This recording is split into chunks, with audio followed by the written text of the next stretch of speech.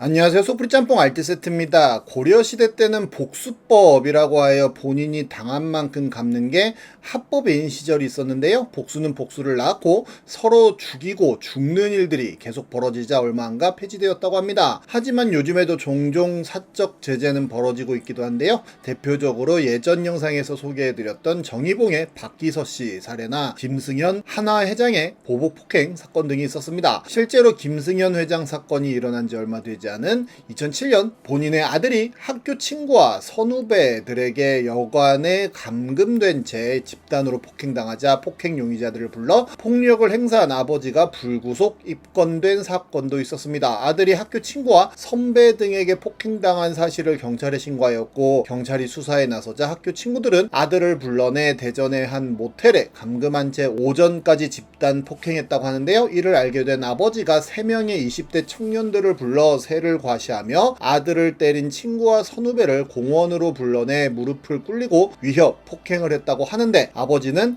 경찰 조사 과정에서 아들의 선후배들이 폭행당한 사실을 경찰에 신고하자 앙심을 품고 아들을 감금한 채 때렸다기에 다시는 이 같은 짓을 못하도록 훈계하기 위해 그랬다고 진술한 것으로 알려졌다고 하네요. 담배 피우는 10대 훈계한 20대 형제 사건 역시 유명한데 2009년 일어났던 사건인데요. 18세였던 두 명의 고딩이 자신의 집 앞에서 담배를 피우는 것을 목격한 28세의 주인공은 몇 번 피우지 말라고 타일렀지만 말을 듣지 않고 또 담배를 피우자 동생과 함께 그 두 명의 학생을 자신의 엘란트라 승용차에 태워 납치해 인근 용마산으로 끌고 가 폭행을 했었다고 합니다. 여동생에게 집단으로 몹쓸 짓한 동네 10대들에게 오빠가 보복 폭행을 한 사건이 2016년에 일어나기도 했는데 법원에서는 선처를 해주기도 했었는데요. 이번엔 이렇게 레전드가 된 사적 제재 사건들을 모아봤습니다. 그럼 한번 볼까요? 첫 번째는 30년 지기 친구 죽인 사건입니다. 2020년 일어났던 사건인데요. 충남 모 지역에 사는 70대의 노인은 같은 마을에 사는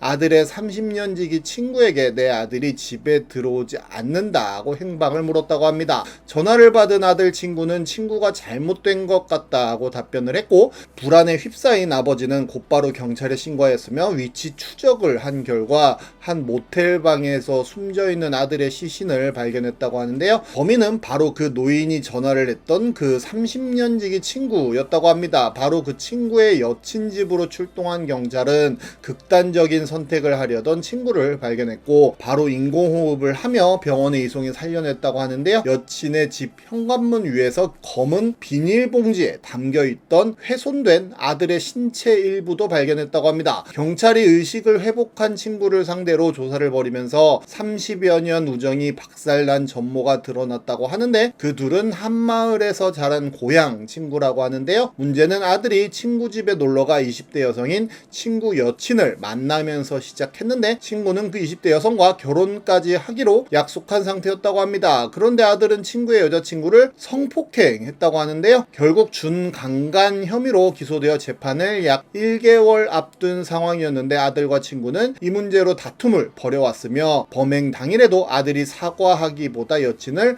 품평하는 등 모욕으로 일관하자 결국 친구가 살해했다고 합니다. 결과적으로 친구는 살인 혐의로 징역 25년형을 받게 되었다고 하네요. 다음은 삼척 학교 폭력 가해자 살인 사건입니다. 2024년 벌어졌던 사건인데요. 중학교 3학년 삼척으로 전학을 갔던 한 학생은 경계선 단계의 인지능력 탓에 일반 학교 특수반에 속했고 이에 친구들의 타깃이 되어 괴롭힘을 받아왔다고 합니다. 그렇게 세월이 흘러 고3이 되었지만 그 학생은 계속 괴롭힘을 받아왔었는데 아예 친구 2명이 그 학생의 집에 찾아와서는 냄비에 물을 받아 거실과 방에 뿌린 뒤 물을 닦으라고 강요하고 일회용 면도기와 가위로 그 학생의 머리를 자르기도 했으며 점점 더 심한 가혹행위를 자행했다고 하는데요. 그렇게 밤새 괴롭힘을 당하다 참지 못한 그 학생은 새벽 2시 30분경 주방에 있던 흉기로 친구를 찔러 살해하게 됩니다. 이를 본 다른 친구가 경찰에 신고했고 그 학생은 경찰에 긴급 체포되었다고 하는데요. 살인 혐의로 기소된 그 학생은 1심에서 징역 장기 5년에 단기 3년을 선고받았는데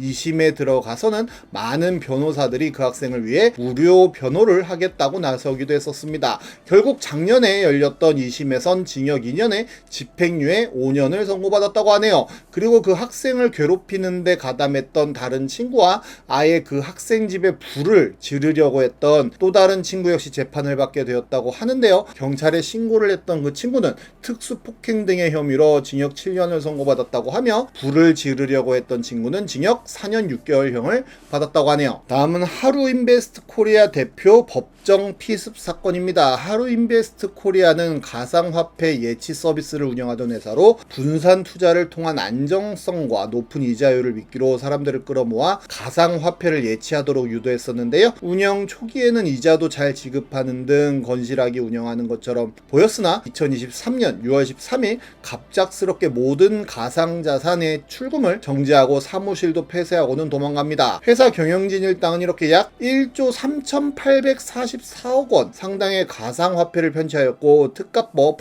위반 혐의로 구속 기소되는데요. 하지만 24년 7월에 보석으로 모두 석방되었고 이후로 쭉 불구속 상태로 재판을 받게 됩니다. 경영진 일당은 김앤장 법률사무소를 포함해 10수명 규모의 호화 변호인단을 꾸려 대응하고 있는데 이 변호인단도 사기로 편취한 금액으로 고용한 것으로 의심을 사고 있기도 했는데요. 그러던 2024년 8월 28일 서울 남부지법에서 열린 제8공판 도중에 사기 피해자 중 한 명인 50대 남성이 피고인석에 앉아있던 하루인베스트 코리아 대표를 20cm가량의 흉기로 찌르는 사건이 벌어집니다. 그는 경영진 일당에게 비트코인 100여 개를 편취당하여 수십억 원 상당의 손해를 보았으며 피해 회복도 전혀 이루어지지 않았다고 하는데요. 목을 공격당한 대표는 쓰러져 인근 병원으로 후송되었으나 생명에는 지장이 없었다고 하네요. 검찰은 하루인베스트 코리아 운영진 4명에게 사기 혐의로 징역 15에서 23년형을 구형했지만 작년 6월 남부지법은 놀랍게도 무죄를 선고했고 검찰이 항소하여 2심이 진행 중이라고 합니다. 반면 대표를 찔렀던 남성은 징역 5년형이 확정되어 5년을 살고 있다고 하네요. 얼마나 우리나라 사법 체계가 금융 범죄에 관대한지 보여주는 사례가 아닌가 하는 생각이 듭니다. 다음은 태국 학교 폭력 가해자 살인 사건입니다. 2019년 태국에서 일어난 사건인데요.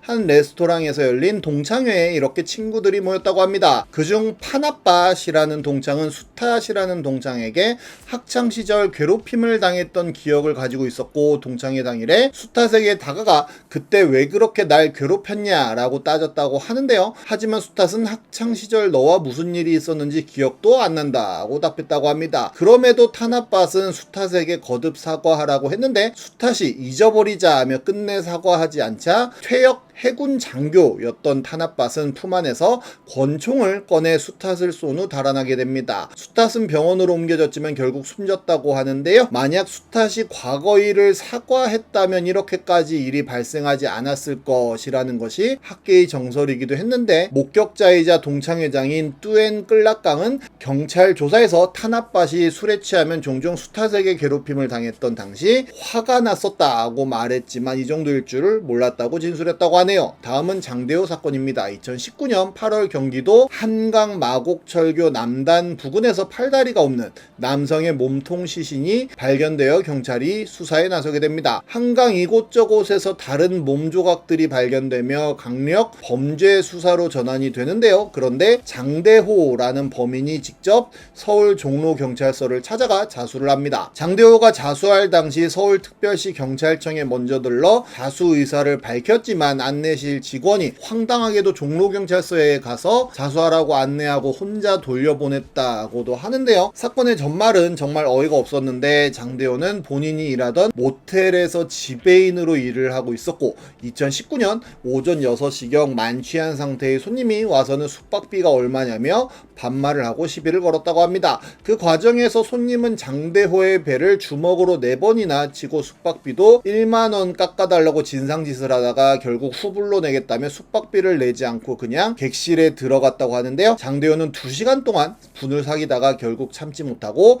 마스터 키를 이용해 해당 객실에 들어가서 범죄를 저지르게 되었다고 합니다. 다만 이는 장대호의 진술로만 이루어진 내용이며 장대호가 CCTV 등을 모두 삭제했기에 실제로 이런 일이 벌어졌는지에 대해서는 장대호만 알고 있긴 할 텐데요. 결과적으로 장대호는 무기징역을 선고받게 됩니다. 과거 사적 제재 레전드 사건이라면서 지금도 잇짤은 돌아다니고 있는데요. 성폭행 말 듣고 살인했다는 뉴스 내용이었는데, 딸이 이틀 동안 외박을 하였고 아버지의 추궁에 한 남성에게 강간당했다는 실토를 했다는데, 길거리 사람들 보는 앞에서 아버지가 그 남성을 살해한 사건이었습니다. 하지만 그 남성은 강간을 한 적이 없었고 딸이 가출 후 아버지께 혼나는 게 두려워 거짓말을 한 것이라고 하는데요. 사적 제재라는 게 얼마나 무서운지 보여주는 한 예가 아닌가 하는 생각이 드네요. 지금까지 속풀이 짬뽕 알뜰 세트였습니다.